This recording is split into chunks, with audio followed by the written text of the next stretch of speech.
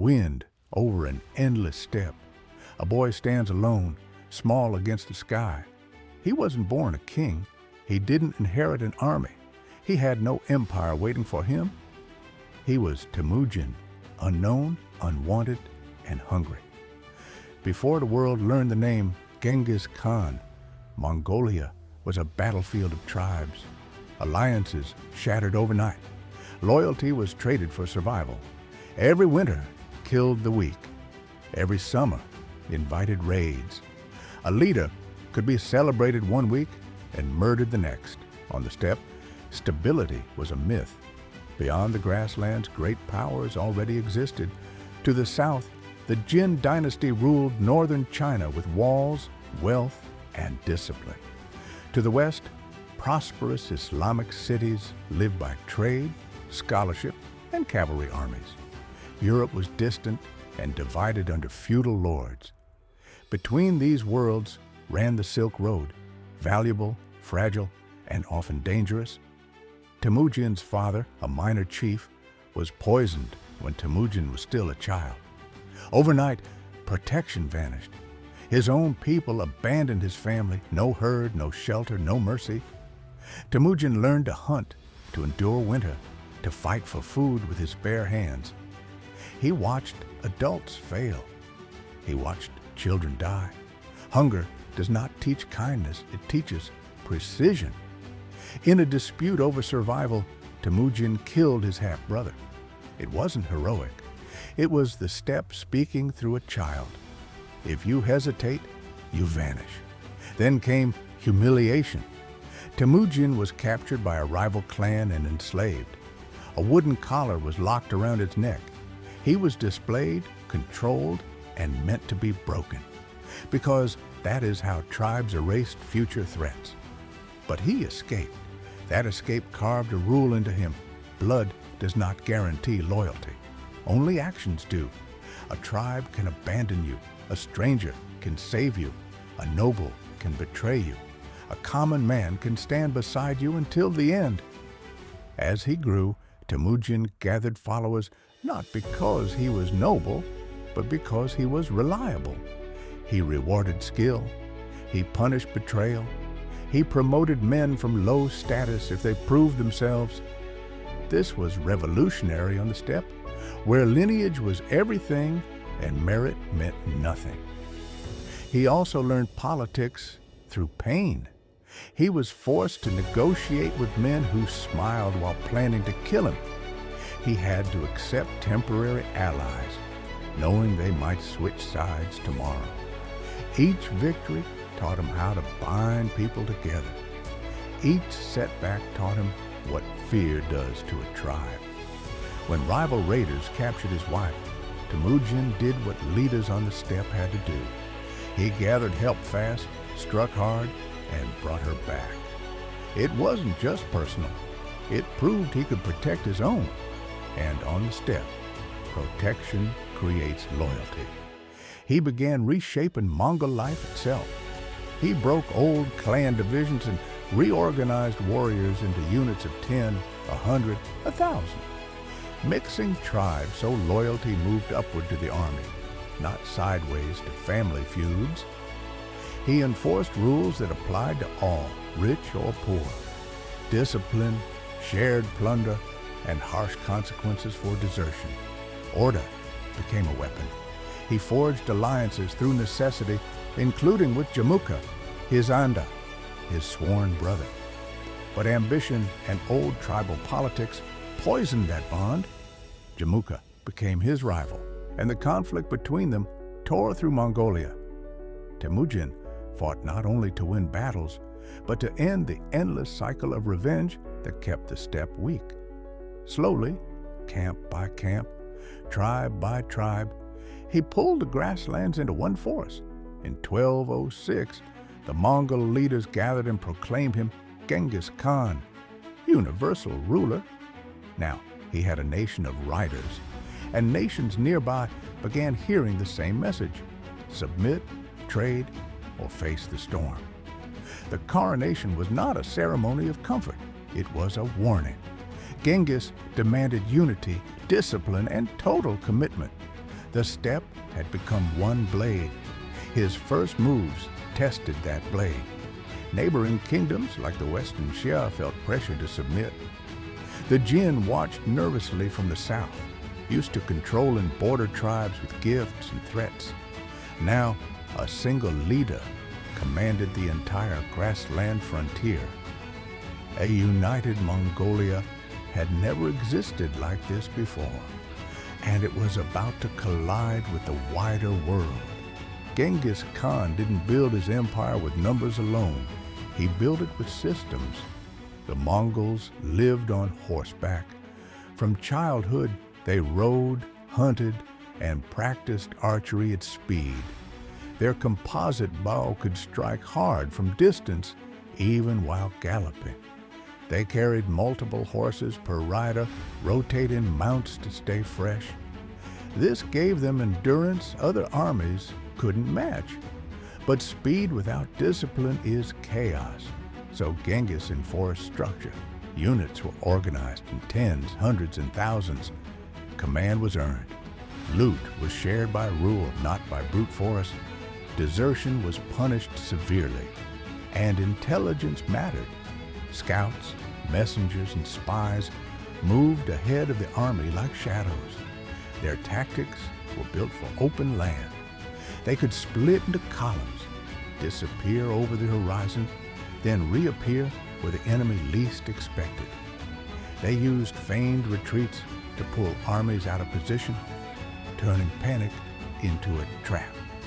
They surrounded, isolated, and shattered forces that fought like heavy blocks. Against slower armies, the steppe itself became a weapon. Even their logistics were designed for motion. Dried meat, fermented mare's milk, and herds moving with the army meant they could operate far from supply depots that trapped other empires. Then came a force more powerful than steel: reputation. Before attacking, the Mongols often offered surrender. If accepted, a city could be spared and used. If refused, the punishment could be absolute. The point was not cruelty for its own sake, it was strategy. Resistance had to look pointless, so fear spread faster than horses, and many gates opened before the first arrow was fired. His first major target was the powerful Jin Dynasty in northern China. When they faced cities, they didn't pretend walls didn't exist. They learned.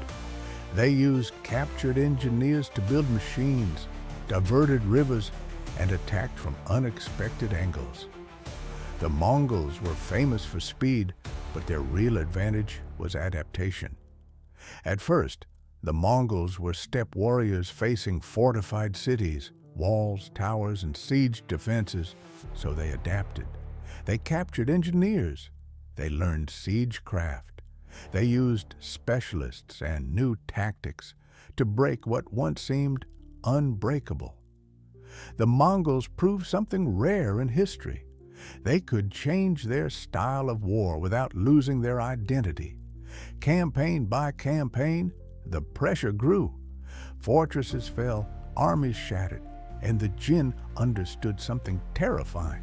The Mongols were learning, and learning fast.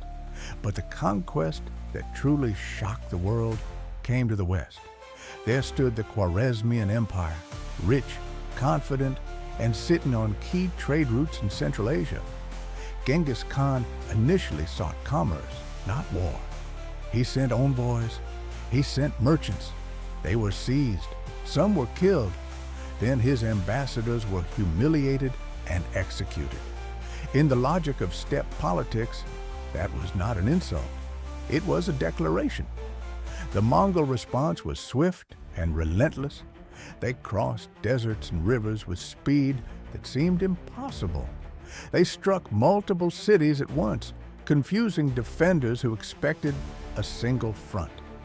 Great urban centers, proud, ancient, wealthy, collapsed in a matter of months.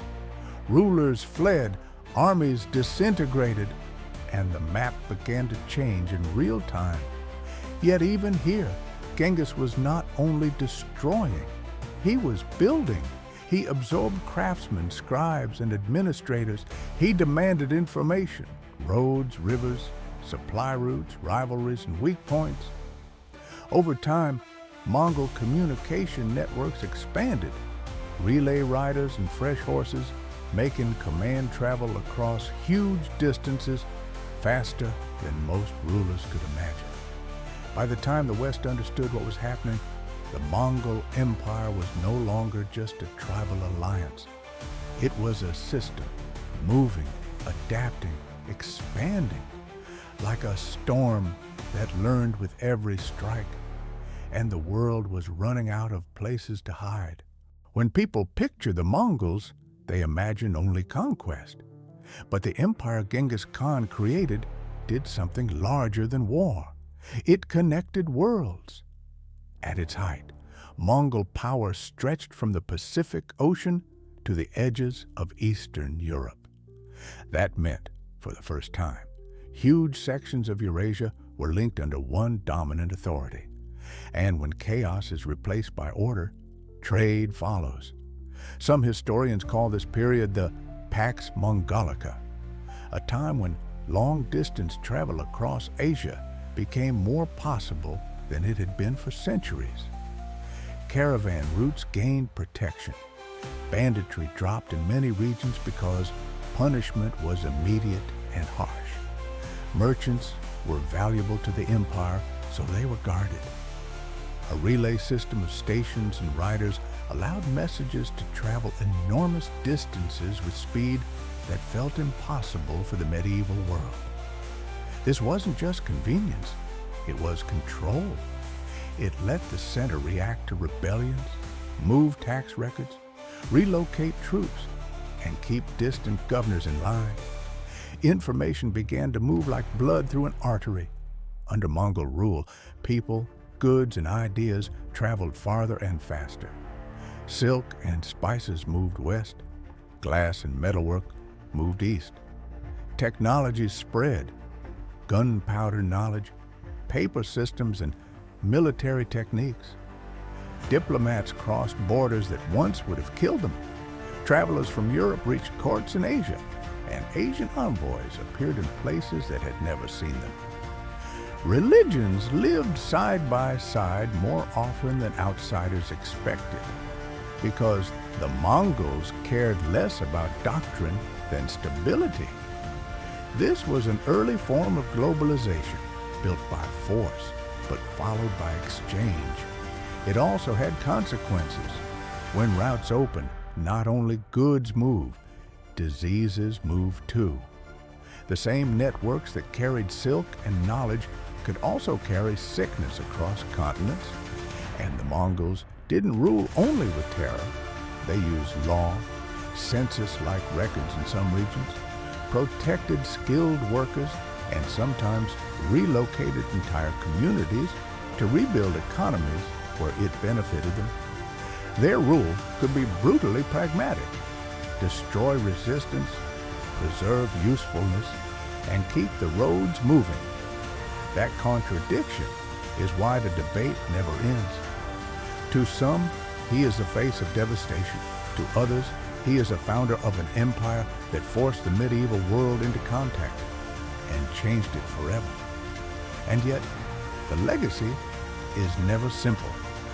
The Mongol conquests brought mass death and destruction in many places. Entire cities were erased. Populations collapsed. Trauma echoed for generations. But the same empire also opened routes, stabilized regions, and created a connected space where commerce and knowledge could travel at scale.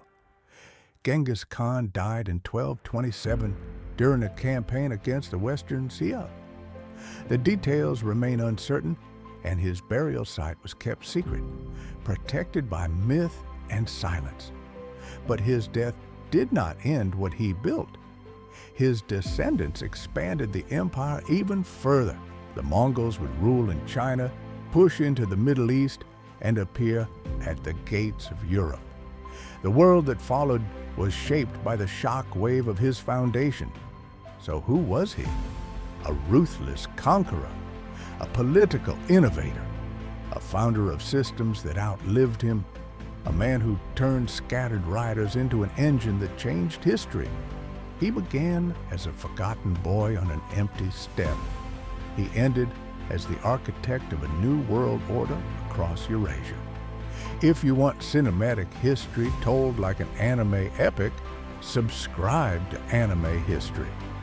And tell me in the comments, was Genghis Khan a destroyer or a builder of the modern world?